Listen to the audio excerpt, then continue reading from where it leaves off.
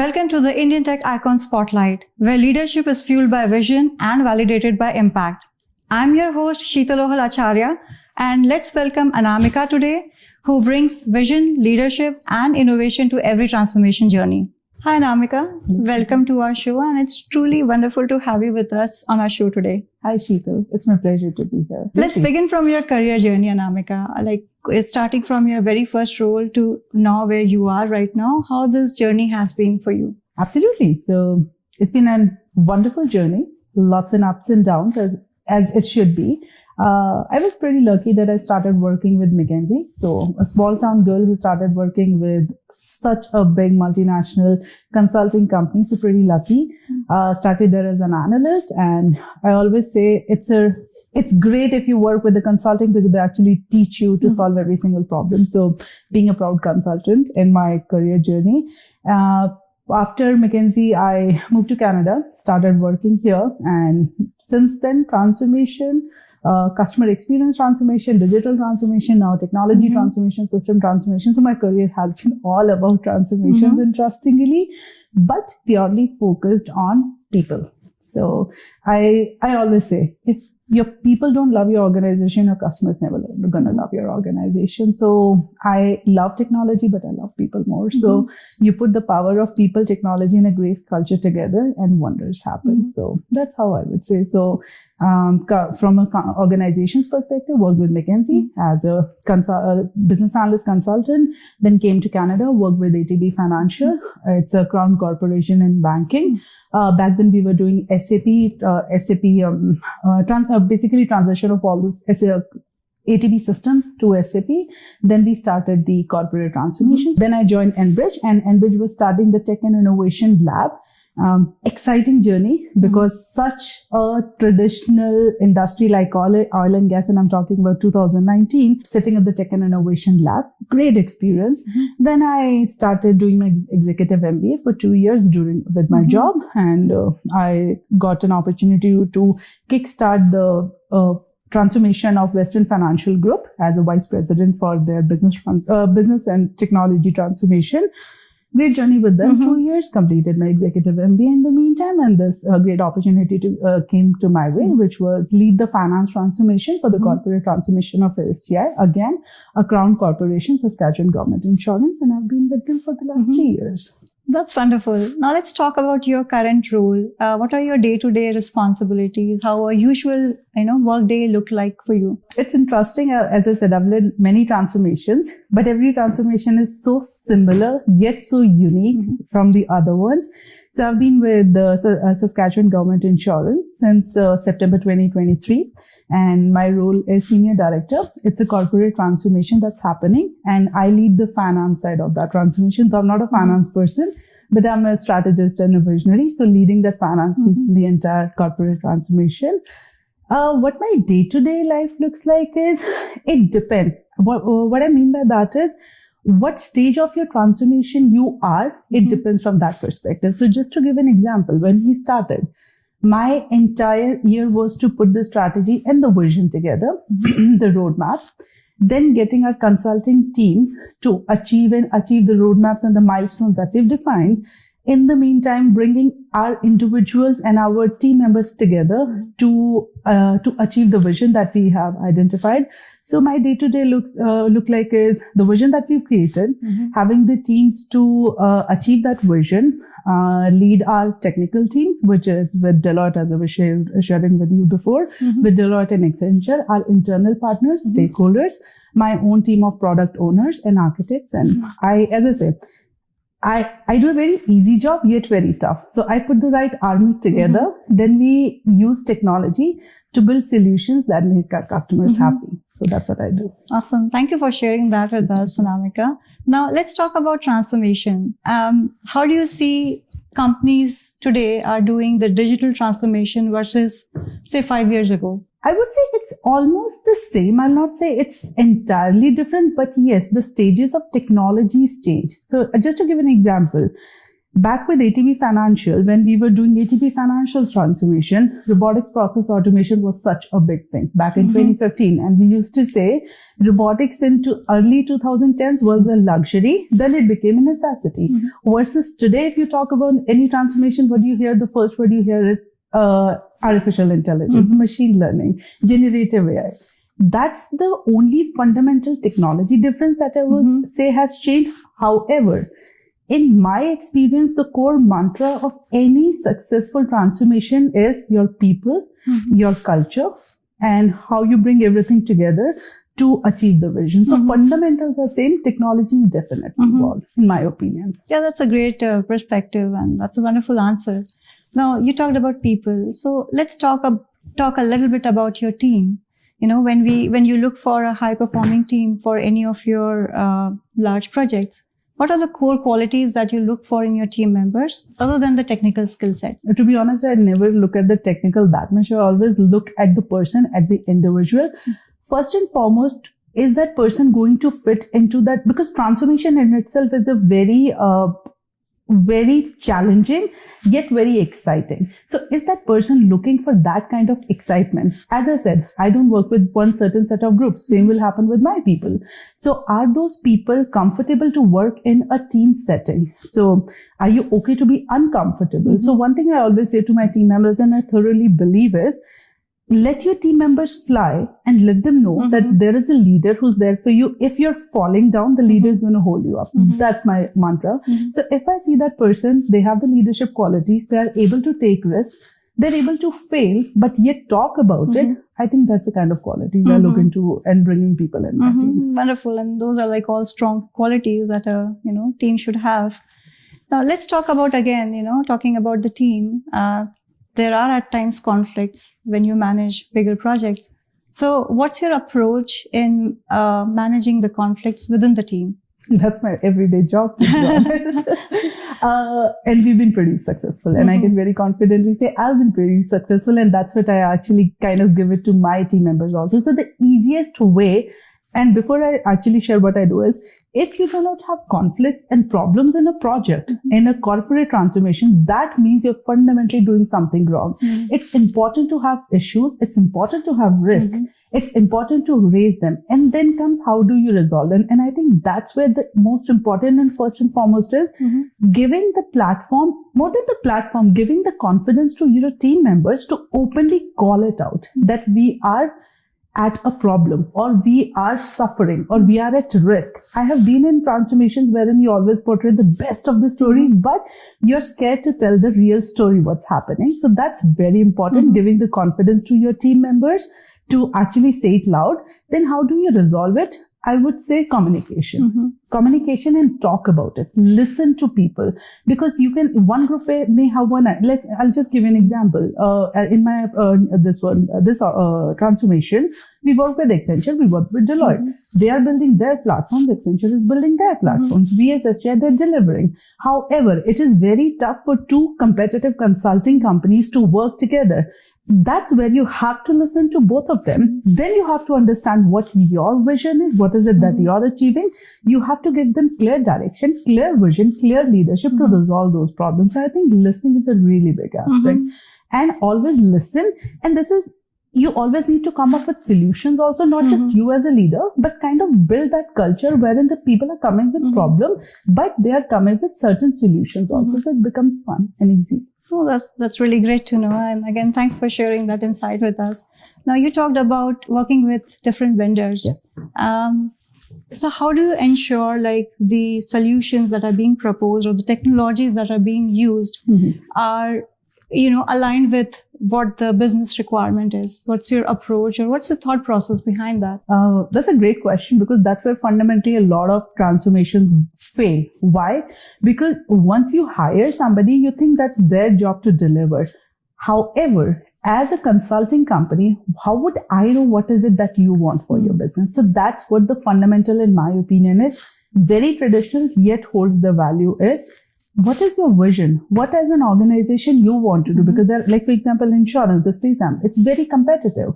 What is my competitive advantage, or what is the vision that I have for my corporate transformation? It's very important for me to be clear with that. Then I need to have my tangible roadmap, my milestones. What is it I want to achieve? What is my today's goal, my 5 years goal? So I need to have that clarity. A leader has to think beyond what is happening today, because what is changing is technologies. You need to think forward, otherwise you're going to become obsolete. So to answer your question, it's the clarity of an organization to achieve, to understand, or to have a clear vision of what they want to achieve. Then you communicate it very clearly to your consultants. Then together you work with to build the right systems. Maybe there are systems. I'm a very big fan of buy versus build versus buy, build, and rent.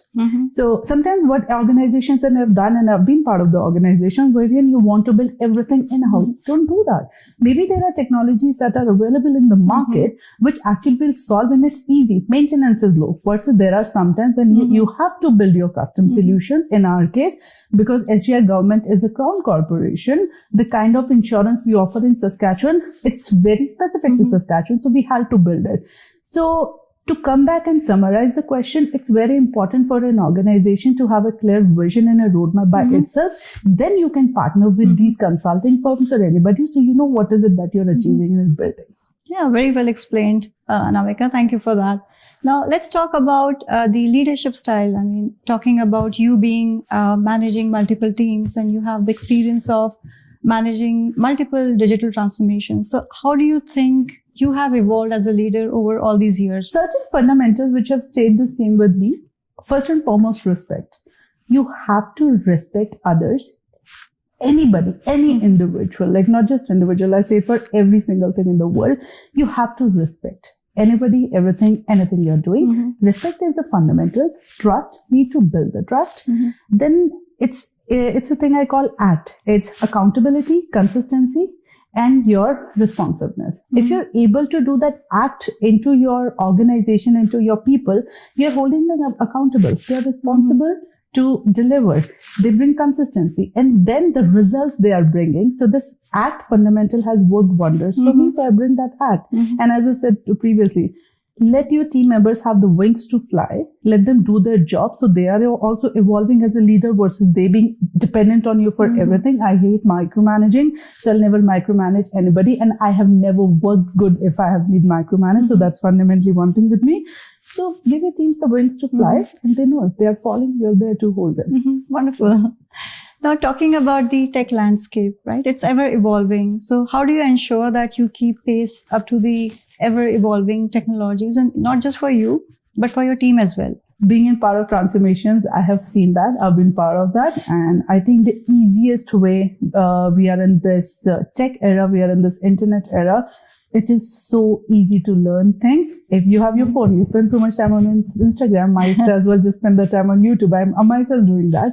So I'm learning a lot about generative AI right now, because I've been an expert on robotics process automation, confidently can say across Canada, because we were one of the first few companies in Canada with ATB Financial who actually introduced RPA, robotics process automation, to its full potential. And I'm talking about 2014-15 when it was just a luxury. So I have been in that atmosphere wherein being part of technology, it makes you uncomfortable, but yet very exciting. So I kind of know the way to learn it.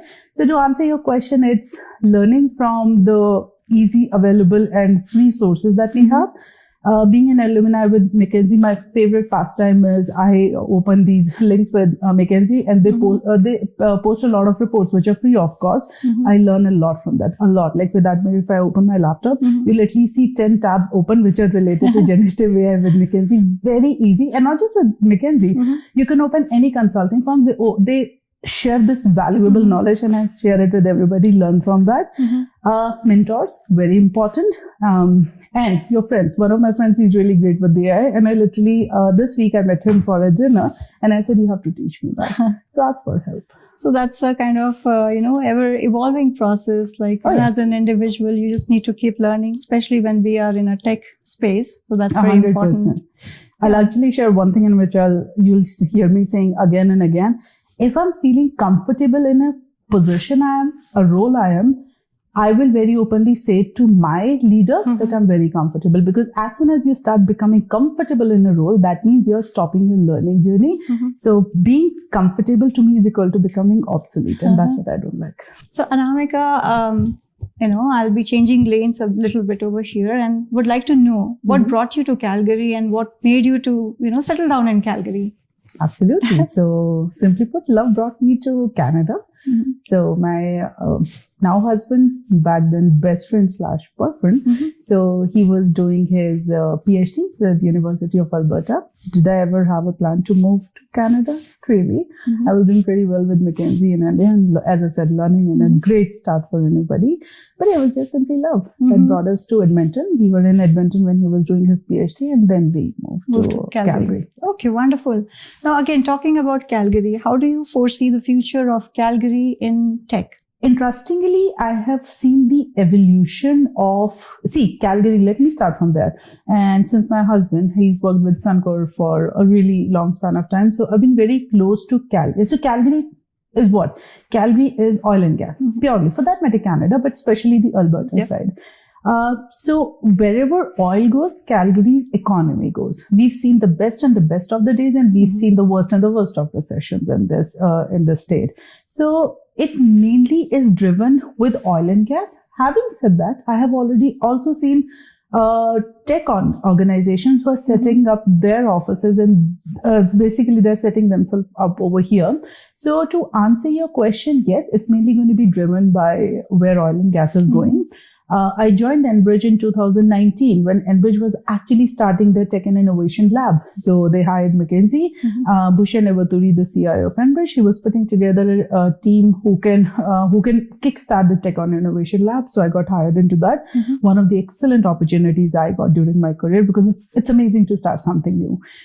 So yes, technology plays a big role in every single industry you pick. However, the narrative has changed for the better of Calgary, that in such traditional industries, technology plays a big role, which is oil and gas.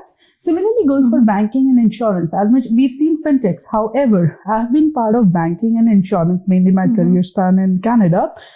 Organizations are surprisingly even very traditional till date. And I've been part of crown corporations, but now I see that urge for these organizations to adopt technology. Otherwise, they know they're going to become obsolete. So yes, technology, I see a very bright future for Calgary. Right. And then talking about the tech talent in Calgary, for someone who is, embarking their journey in tech, what advice would you give to those? My advice would be, you don't have to learn everything. Like, you cannot learn everything. The technology changes so rapidly. We've seen this. We all notice it. It's two things: confidence of what you know and the hunger to learn more. I think a combination of these two, even if you're starting your journey or even if you're at a certain career and you want to go to something. I'll give you my example. When we started robotics process automation in ATB Financial, I never done coding. But in that role, I knew I have to do coding. So that was a very uncomfortable thing for me. But I took it as a challenge. And yes, definitely took help from friends and I learned it. And that had been a good learning experience. So the reason I'm bringing my experiences, so it's a combination. What you know, be confident about it. What you don't know, just be open about it and find the ways to learn it. And those are all great takeaways. Thanks for sharing that, Anamika. Now let's, rewind the clock a little bit and, let's talk about your hometown, your upbringing.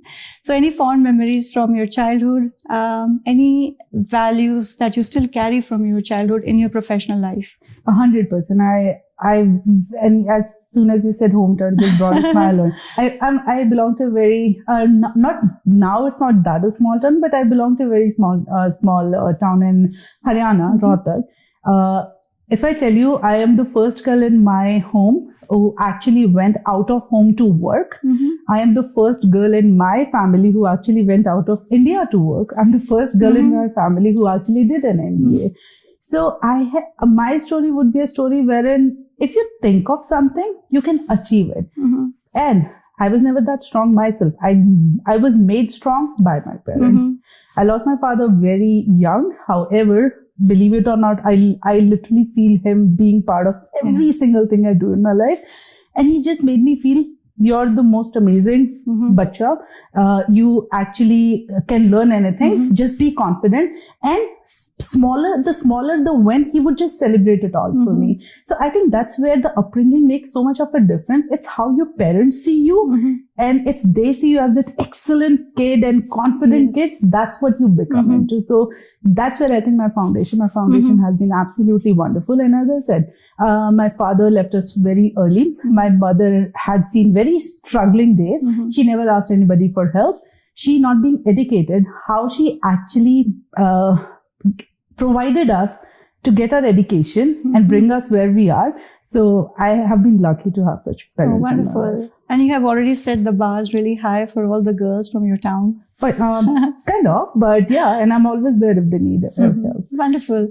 Now, Anamika, let's talk about your college days, what you studied, and any memories from your college days that you have to share. 100%. And as I said, I'd been in extracurriculars since my childhood. I had been good in studies, studies have never been my just only focus. So I could have been absolutely amazing, great in academics, which I was fairly good at. But I was even more keen into extracurricular activities. And that's where I give all my credit to my father. As I said, even if I just it's funny, I don't think everybody knows, but DD National. So there was a competition. I went there and it was related to some general knowledge, and I won and I was on TV. And my father literally danced and he called everybody and had a celebration. And I was like, but it's just DD National. And his simple word was, how many kids in our town had actually come on a TV? So the reason I'm sharing it with you is, again, going back to the foundation, how your parents help you build you fundamentally as a human being. So, sorry, I forgot your question. It comes from my father. It becomes very emotional. The motivation that you got from your dad and from your mom, that definitely, I think, would have helped you in your leadership 100%. style. And we were talking about the college days. Oh yeah, so college way and extracurricular. Thank you. So as I said, good in academics, but great in extracurriculars. I've been a dancer all through my life, and being a dancer shapes you as an individual. I've been a part of a lot of competitions, and I've been a Kathak dancer. Never learnt it, so that's where Agile is so big. I have done agility in my life since I would say 2002 or 3 when I joined college. I was just picked up that I should be representing my college in Kathak zonal competitions. You need to learn Kathak, then you go there. It's just that my body had the dancing veins in it. So I learned it as we were actually performing or going to different competitions. So as I said, agility is literally in my blood. So it's important for you as a parent to actually imbibe your kids to learn something and to be more focused into other than curricular activities. And that has shaped me as an individual. So being a dancer is something I've thoroughly enjoyed till date. So Anamika, let's talk about, family again. So who all are the key anchors in your family? As I said, it's always been my father first, then my mother. When we lost my father, then my mother. Her struggles, her challenges, and her successes have shaped me as a human today. Even today, I very, very fondly say that I've been lucky enough to be raised by loving, but such a courageous mother. So that's one thing like I thoroughly cherish and I feel blessed. And then I think it would be my husband. As I was sharing with you earlier, we've been together for almost 20 plus years. We were in school. We were best friends. Then we become the girlfriend and the boyfriend, and he was going through his career journey. I was going through mine. So he has played the most significant role in my career journey. Whatever I have achieved so far is only happened because I've been blessed with the right life partner. Thanks, Anamika. Now, we are almost nearing the end of our wonderful discussion. And at the end, we have a rapid fire round for you. Sounds good. So I'm going to ask you some questions and I would be expecting some quick answers from you. Okay. Are you ready? Absolutely. Okay. So let's fire. The first question, transformation or innovation? What's more thrilling? They go hand in hand, but definitely innovation. Okay. One word that defines your leadership style? I'm a people's person. I love working with people. So it's people. It's the fun with people. Okay, nice It's actually answer. 3 words, having fun with people. That's good to know. Your go-to stress buster after back-to-back meetings? As I said, I think it's coming way often, but yeah, just sitting in the evening, having a nice chai made by my husband. He makes amazing tea. Lovely. And just sitting and talking to him. Okay. Very nice. Now, moving on to the next question. Favorite tech tool you can't live without? Tech tool that I can't live without. Phone. Okay. Yeah. Because that's where Everybody, you can absolutely do anything, everything, learn everything. So it's our phones. Definitely. One quality you admire most in your team? Openness. And as I said, I think that's the fundamental. It's just like being honest and open about great things as well as not the challenging things. So it's the openness. Okay. The next question. The one thing people are surprised to learn about you?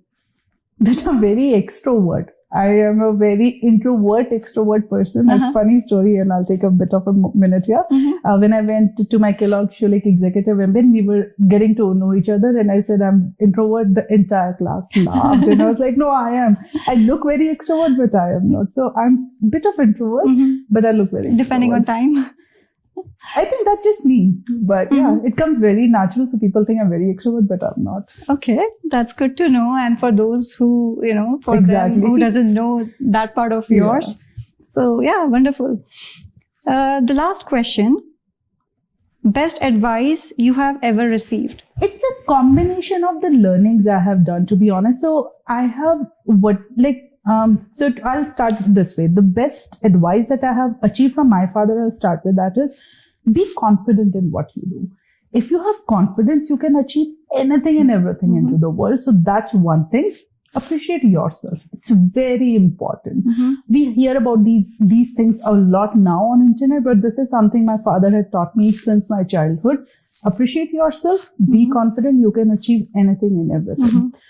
Appreciating people around you. It's very important. I don't think we often talk about that. And stakeholder management actually becomes, because what I do, I can never do it alone. It's very important for me to bring the people together. So stakeholder management is a very small piece to it, but it's kind of bringing the people together, and then appreciation, confidence, vulnerable. What you don't know, you don't know. Learn about it.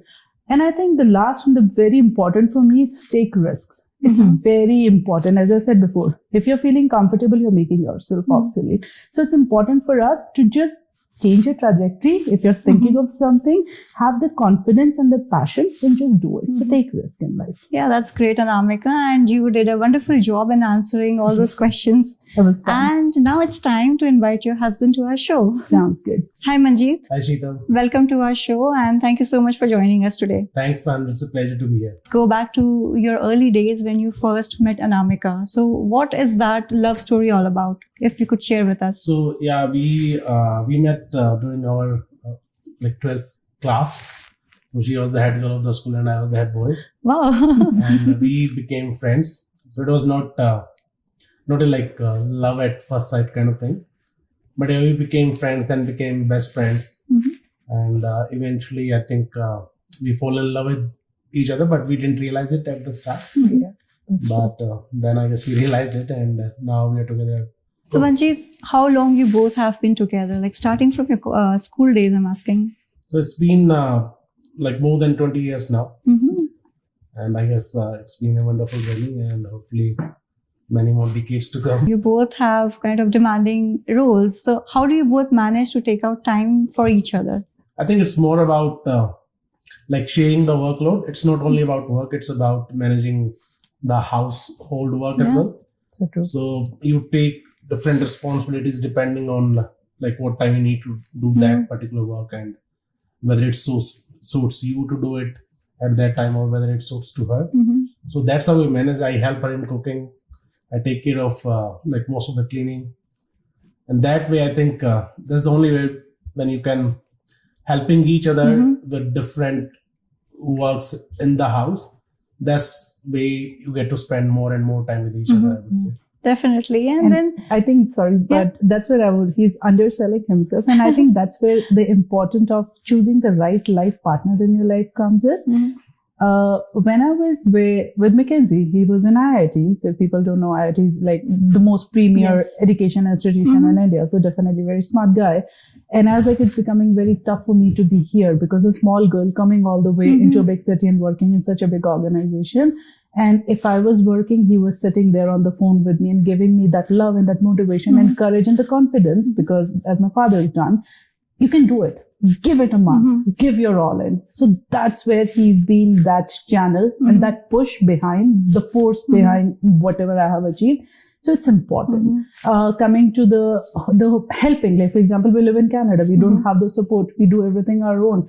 That's where the beauty comes, wherein, and I do that in my team as well home. Some things are his expertise, some things are my expertise. And how do we make it work together and build that as a team? As I said, I do it in my office as well as home. So yeah, we are a great team together. Thank you so much, Manjeet. It's been wonderful talking to you, and thank you so much for taking time for us. And Anamika, thank you again for being on our show and sharing all the valuable insights with us. And I really wish you all the success in your upcoming projects. It's truly a pleasure, Sheetal, and it was wonderful talking to you and insights and taking back to the journey of life and to this and future.